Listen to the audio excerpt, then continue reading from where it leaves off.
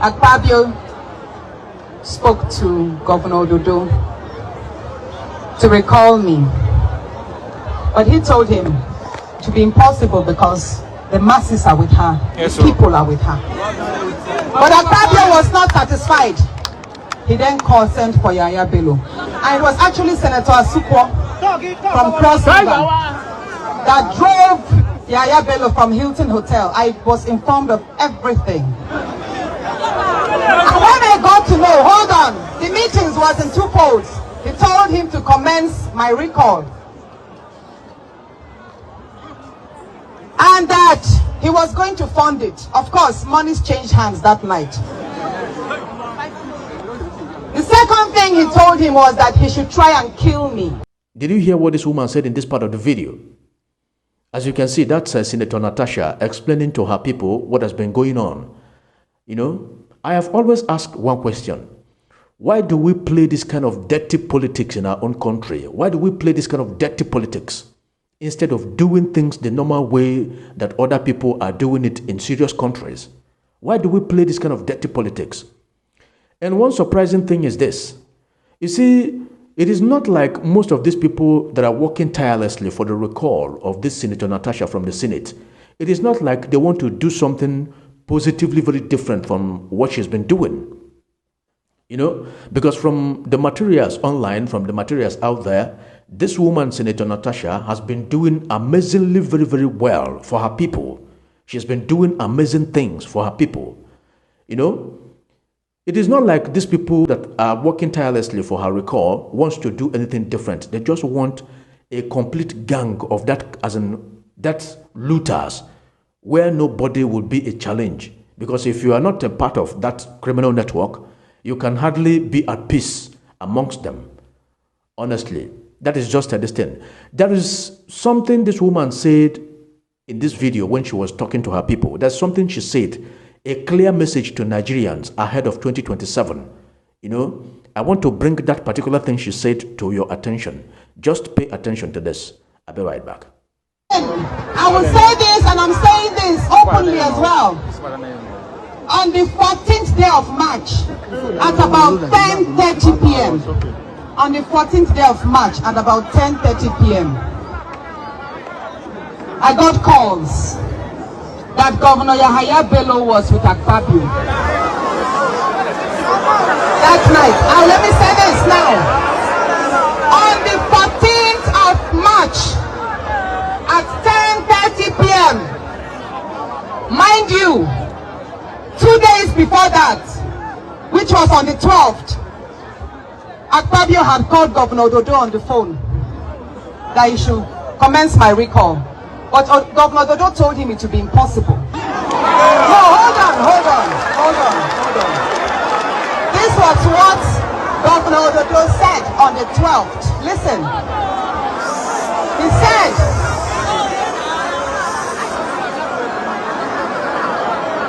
Oh, there.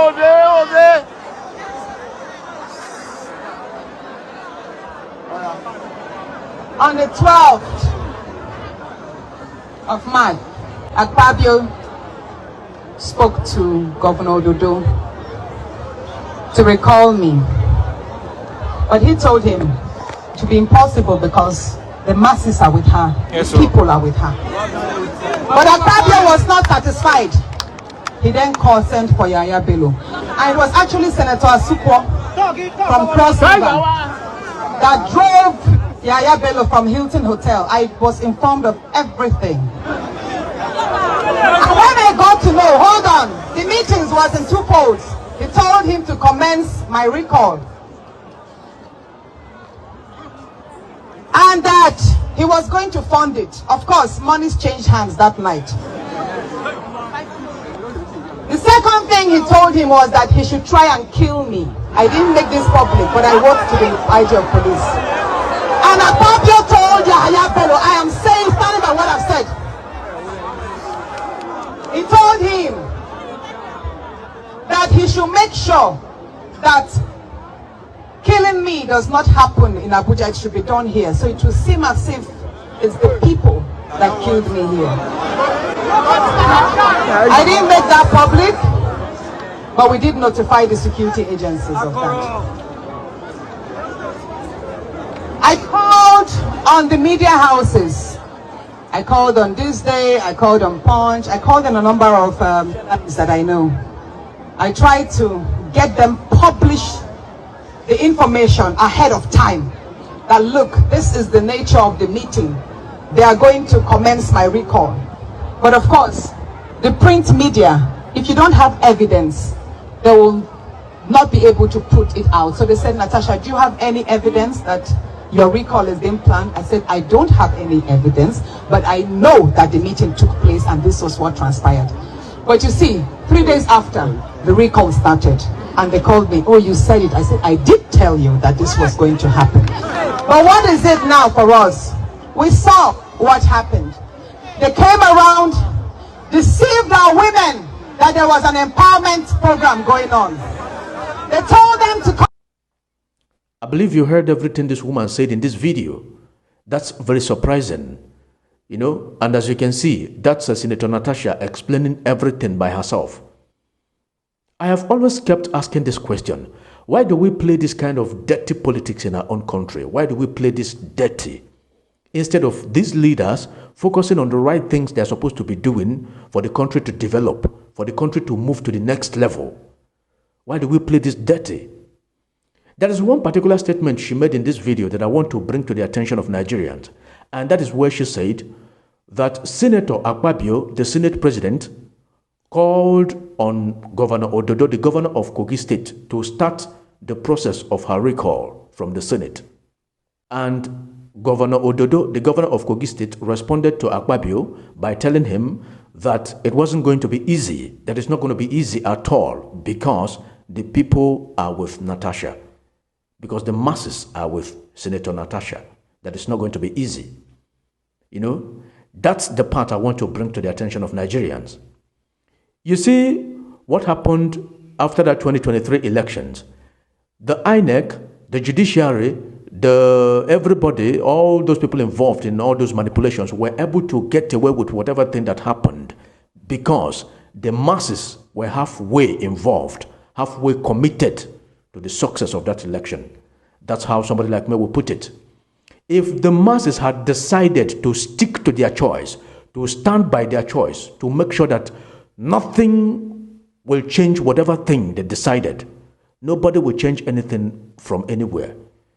You know, this particular thing that is happening in Kogi State, happening with Senator Natasha, is a clear example. And to me, this is just a clear message to Nigerians ahead of 2027 election. Whatever the masses decide is the final. This particular thing going on in Kogi State is a practical example. Whatever thing the masses decide is the final. But most of the times you will see most of these leaders who use the security agencies like the police, the army, the DSS, the whatever, all these are security bodies to scare the people away, to put fear in the mind of the people, to see if they can surrender, if they can leave their choice, if they can do something different, or if they can just change their mind. But if the people decide to stick to their choice and say, no matter whatever thing that happens, it is what we decided that we want to get, nobody can be able to change or to manipulate anything anywhere. This particular thing going on in Kogi State is a practical example, and it should be a clear message to all Nigerians. Everybody should have this at the back of their mind. 2027, Nigerians can make a very big difference. They can decide something very different, stand by it, and it must surely stand. Honestly, I do not want to say much about it. I just came across this particular message and decided to bring it to the minds of the people, because a lot of people might hear this, but they might not pick out this particular message from this. And I will say this, you know, this particular former governor of Kogi State that she mentioned in this video, if it is in a sane society, a normal place where everything works normal, that particular young man should be in a serious tight corner now. He cannot be talking about a senatorial seat. He cannot be talking about anything election because of most of his activities when he was the governor of the state. But you know how Nigeria is. It is a network of looters. Most of these leaders are just there for nothing more than looting the money, taking it, using it for things that are not necessary, that are not going to do anything good for the people. You know, if it is in a sane society, that young man is supposed to be in a serious tight corner now, eating something very, very different from what has been eaten. But Nigeria is a very different country. In China, there is one person that is convicted now because he stole $16 million. $16 million. How much did Yahaya Bello steal? How much did he steal from the state? How much? And he's walking around, not only walking around, he's walking towards getting to the Senate, not even having that patience to wait till the next election. Do you see the country we call our own? Everybody have to take this particular thing going on in Kogi State as a practical example that 2027, we can make a bigger change for things to start happening the normal way it is supposed to happen in a sane society.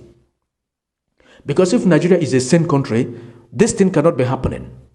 Somebody that is supposed to be in a tight corner, in a police net, that is a serious police net, cannot be coming out to talk about the senatorial seat. Honestly, and you heard her, Akpabio said he wanted to sponsor the whole thing, that monies exchanged hand that night, the day they discussed about the whole thing. Is that a country, upon everything going on in the country, banditry, killings, terrorism, all these Fulani headsmen and the rest of them, this is what they are focusing on. This is the only thing they are talking about.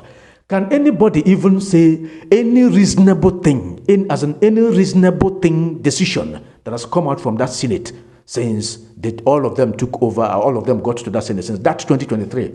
Can anybody come out to say a reasonable thing that has come out from that place since that 2023? They have just been bringing up manipulative topics, manipulative issues, manipulating the minds of the people away from where they're supposed to focus. I just want to say this very, very clearly. 2027 can be a year of a new chapter, positively or negatively. If the Nigerian people do not wake up to do not see this particular thing going on in Kogi State as a practical example, that they can make a big change, stand by it, and it must happen. If they don't see it like a practical example, 2027 can be another beginning of another high-level hardship in the country, honestly. Let this video not be so long. Just take your time and watch the full speech of Natasha during that conversation with her people in Kogi State. Take a look. That night, and let me say this now. On the 14th of March at 10:30 p.m., mind you, 2 days before that, which was on the 12th, Akpabio had called Governor Dodo on the phone that he should commence my recall. But Governor Dodo told him it would be impossible. No, hold on. This was what Governor Dodo said on the 12th. Listen. He said,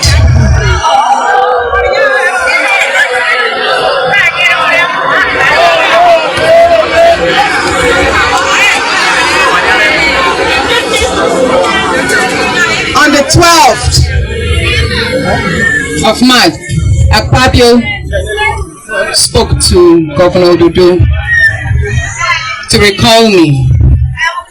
But he told him it would be impossible because the masses are with her, the people are with her. But Akpabio was not satisfied. He then sent for Yahaya Bello. And it was actually Senator Asukwo from Cross River that drove Yahaya Bello from Hilton Hotel. I was informed of everything. And when I got to know, hold on, the meetings was in two folds. He told him to commence my recall. And that he was going to fund it. Of course, monies changed hands that night. The second thing he told him was that he should try and kill me. I didn't make this public, but I wrote to the IG of police. And Akpabio told Yahaya Bello, I am saying, sorry about what I've said. He told him that he should make sure that killing me does not happen in Abuja, it should be done here. So it will seem as if it's the people that killed me here. I didn't make that public, but we did notify the security agencies of that. And he called a number of people in the cabinet, questioned them. How come that project found its way here? And in his words, he said, how can such resources, gas from the Niger Delta, be moved to the north? That he will stop it. And I will prove to you what he did. After the Senate President removed me, by the way, it is because of the 5 LNG projects that Akpabio removed me from the committee of local content. Because he said, ever since he made me as the chairperson of local content, I have used that office to promote the North. That was what he said. Coming home. I am an Ebira woman. This is my land. I am the daughter of late Dr. Akpoti. I know my roots. I am not a bastard. And I am not afraid of anybody. I am not afraid of anybody. In everything we do, we put God first. And we communicate our needs to God through prayers. But then we also have human beings. And God works his ways through people. My husband is one of them. If not because of the resources, his words of encouragement, every day, even while we were coming here today, he kept telling me, believe in your cause, stand strong, it is well. Like I said, I'm just a simply Ihima girl, simple, poor Ebira girl. You all know, I grew up here. Where would I have gotten the resources to hire a helicopter to bring me in today, if not because of my husband? I think God is at work here. God, when he wants to make a purpose, he brings people with resources to you.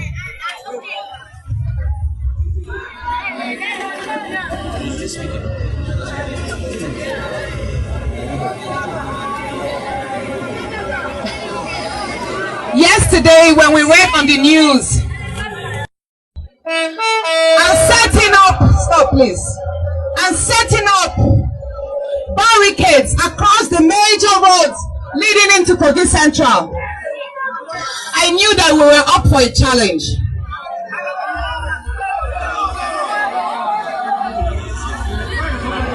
Oh, Zenini now.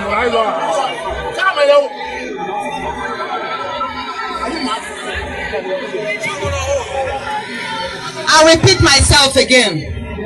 Will be blocked. Convoys leading into the states will not be allowed. I knew that we were the target. But then I said, this is not political season. This is not campaign time. We are not having a rally. This is just me, the senator representing Kogi Central, coming down to have people to celebrate this festive time, the Salah, with you. And there is nothing wrong in that. I am breaking no law. This is Nigeria. We have the right to be free, to express our choice in gatherings and celebrations. We have caused no stop. I can give you the microphone to talk.